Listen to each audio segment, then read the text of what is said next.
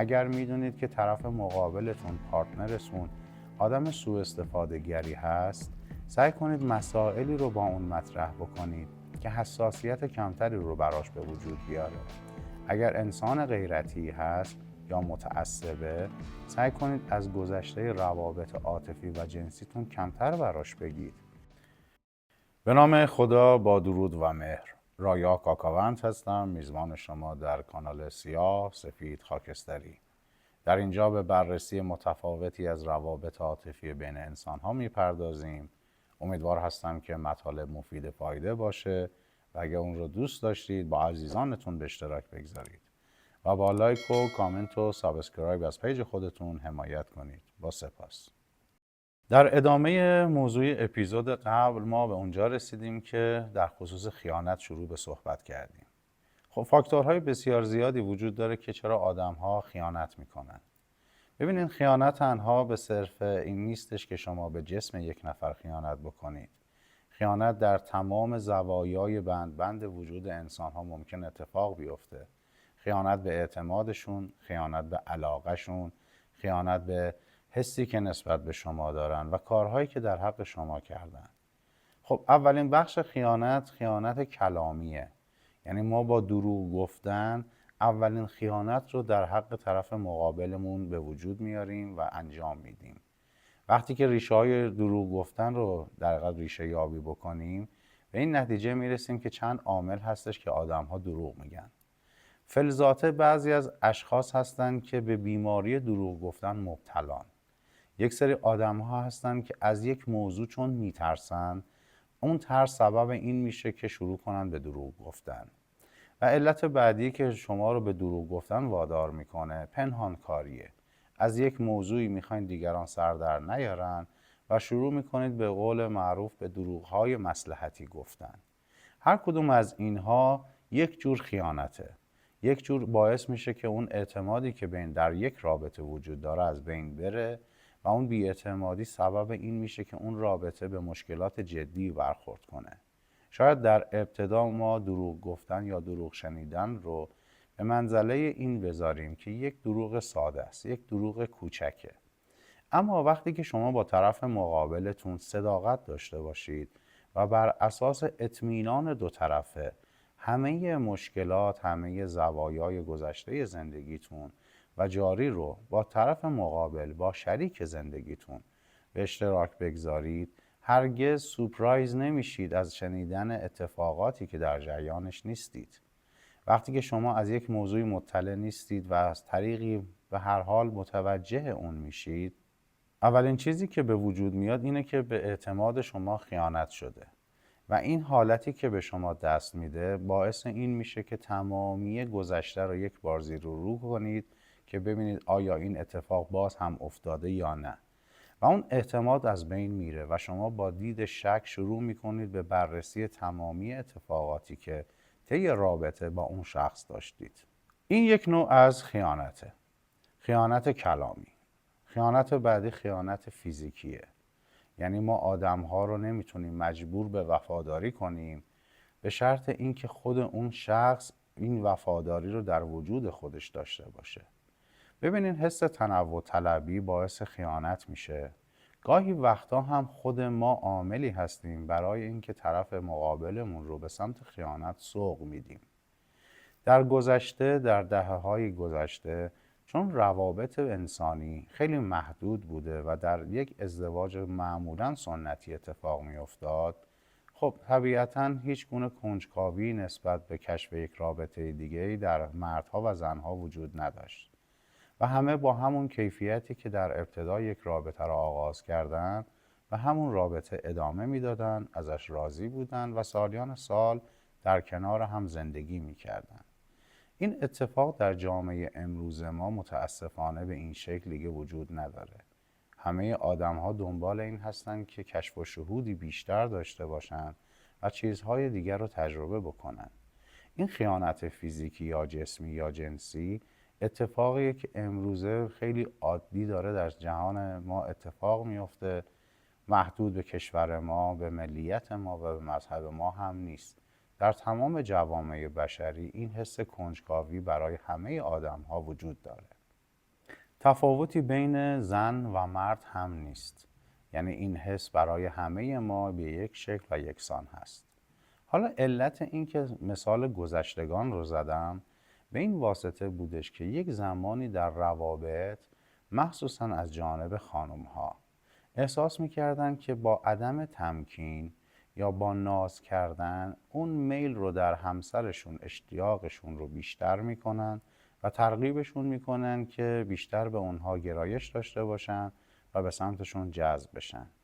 امروزه در جامعه ما این اتفاق کاملا برعکسه.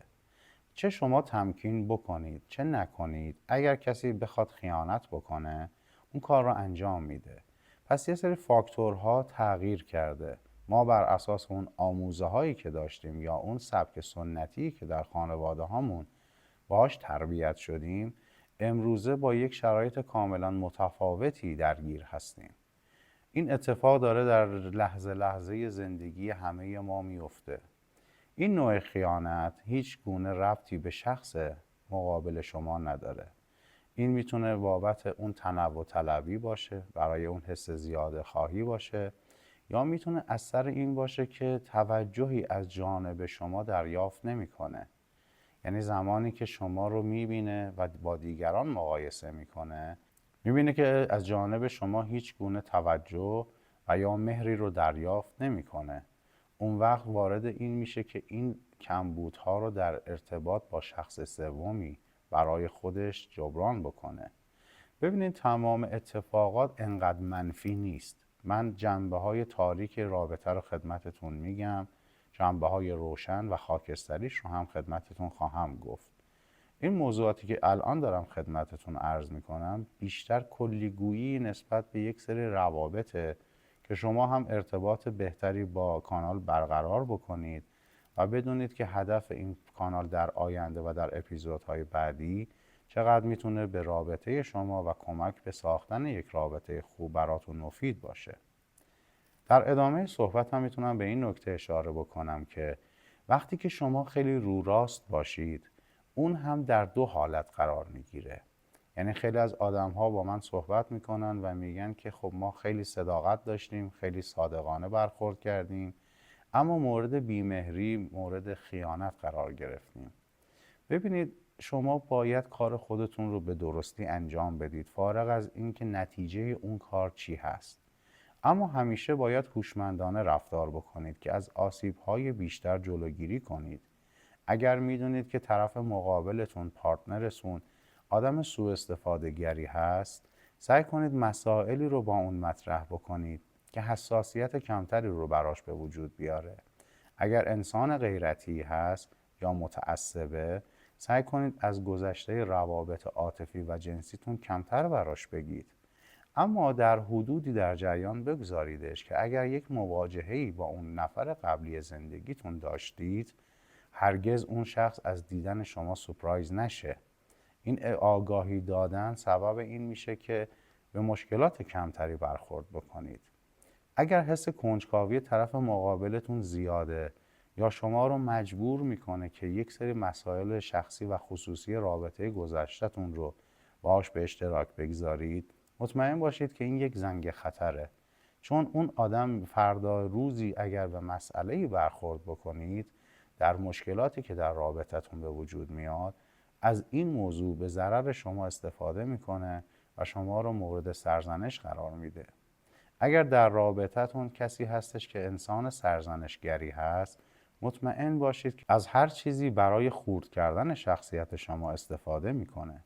پس طبیعتاً هرچه از گذشته شما محدودتر بدونه، طبیعتاً جنگ روانی کمتری برای شما به وجود میاره. اما صداقت در رابطه‌ای که جاری هست کاملاً یک امر ملزومه. یعنی شما باید در رابطه‌ای که قرار دارید حتما صداقت رو داشته باشید. پنهانکاری جز ایجاد سوء تفاهم برای یک رابطه هیچ چیز دیگه ای نخواهد داشت. وقتی که شما آگاهانه دروغ بگید، پنهانکاری بکنید یا به اصطلاح دروغ مصلحتی بگین، اون وقتی که شبهات بسیار زیاد و شک‌های عجیبی برای طرف مقابلتون به وجود میارید که اون باعث میشه که در تمام ارتباطی که با شما داشته به تردید بیفته. پس باید حواسمون به این باشه که داریم چه مسیری رو با چه آدمی به چه شکلی میبریم جلو. این اتفاق برای همه ما ممکنه بیفته یا همه ما تجربهش کرده باشیم. اما نکته‌ای که اینجا وجود داره این هستش که باعث بشه که ما از خطرات احتمالی جلوگیری بکنیم، از خیانت جلوگیری بکنیم، از خشونت کلامی، خشونت فیزیکی و روانی جلوگیری بکنیم تا بتونیم یک رابطه سالم و با آرامش رو تجربه کنیم. وقتی صحبت میکنم از رابطه سالم، این هستش که دو طرف در کنار هم فارغ از تمامی مسائل و مشکلاتی که پیش روشون هست، همدل و همقدم هستن. یعنی اینها هدف زندگیشون رو میدونن، فارغ از تمام مسائلی که ممکنه در آینده باهاش برخورد بکنن، دست به دست هم، شانه به شانه عهدی با هم بستن تا بتونه از فراز و فرود و پیچ و خم این مسیر بگذرن. خب وقتی که دو انسان همدل رو میبینیم، دو انسان صادق رو با هم و وفادار با هم رو میبینیم، خب طبیعتاً قابل تحسینه. اما در درون این رابطه ها هم ممکنه اختلافاتی باشه.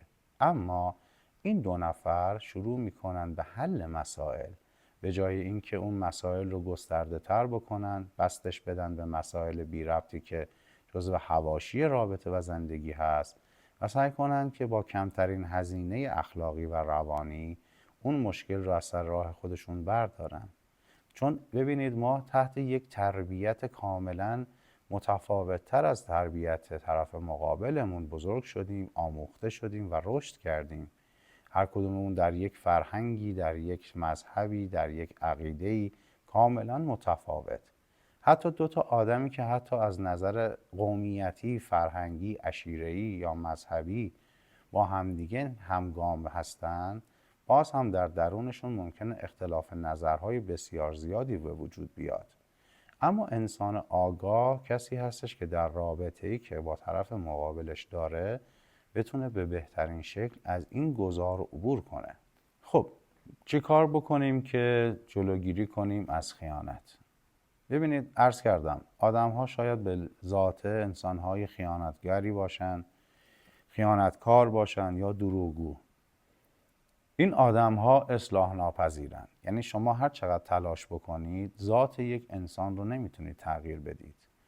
اما اگر در یک رابطه اینچنینی با این آدم ها گیر کردید، یکی دو تا فاکتور رو اگر رعایت بکنید، اون وقت هستش که میتونید بدون آسیب از این رابطه خارج بشید و یک رابطه سالم و جدید رو تجربه بکنید. انسان خیانتکار عرض کردم فقط به صرف این نیستش که به جسم شما خیانت بکنه. گاهی وقتا به اون اعتمادی که میکنید و اون شرایطی که از نظر روانی برای شما وجود داره رو از بین میبره. ببینید ما برای اینکه اون اطمینان رو در یک رابطه به وجود بیاریم باید توجه بکنیم که حس امنیت علاوه بر مسائل اقتصادی و مالی جنبه‌های بسیار گسترده تری رو شامل میشه. شاید پول از نظر امنیت روانی یک فاکتور درای یک رابطه باشه. وقتی که شما با حد اقل‌ها اون حس امنیت رو برای طرف مقابلتون به وجود میارید و کاری میکنید که اون حس امنیت هر روز قوی‌تر و بیشتر بشه، این اون چیزیه که ما باید بهش به صورت خیلی ریز بپردازیم. ببینین شاید یک حمایت کلامی، یک همفکری، یک حضور در لحظه نیاز به حضورتون در کنار طرف مقابلتون بسیار کار بزرگی رو برای اون شخص انجام میده که میلیاردها میلیارد پول نمیتونه اون کار رو انجام بده. اون حس امنیت رو باید شما در رابطه خودتون به وجود بیارید. قرار نیست خیلی کار بزرگی رو انجام بدید. شاید یک همراهی کردن در یک مسیر کوتاه و تلفنی صحبت کردن با طرف مقابلتون اون حس امنیت رو در خیابون برای پارتنر شما تأمین بکنه. این خیلی هزینه‌ای نداره، خیلی کار عجیب و پیچیده‌ای هم نیست. خیلی وقتا شما میتونید با یک هدیه کوچیک دل یک نفر رو شاد بکنید و احساس این رو به طرف مقابلتون القا بکنید که برای من مهمی و اهمیت برای من داری وقتی که شما این رو نشون بدید که برای طرف مقابلتون، برای رابطه‌ای که دارید ارزش قائل هستید، اون شخص هم از جانب شما این حس اعتماد رو به دست میاره و تصور میکنه که بهترین هایید. اما چیکار بکنیم که این بهترین ها مداوم باشه؟ عرض کردم خیلی کارهای کوچیکی رو میتونیم انجام بدیم که تأثیرات بسیار بزرگی رو در رابطه نشون میده. وقتی که ما از نظر شرایطی که داریم صادقانه رفتار بکنیم، اون وقته که طرف مقابل هم این اطمینان رو به دست میاره و طبیعتاً از اون نوع حساسیت‌های بیمورد جلوگیری میکنه.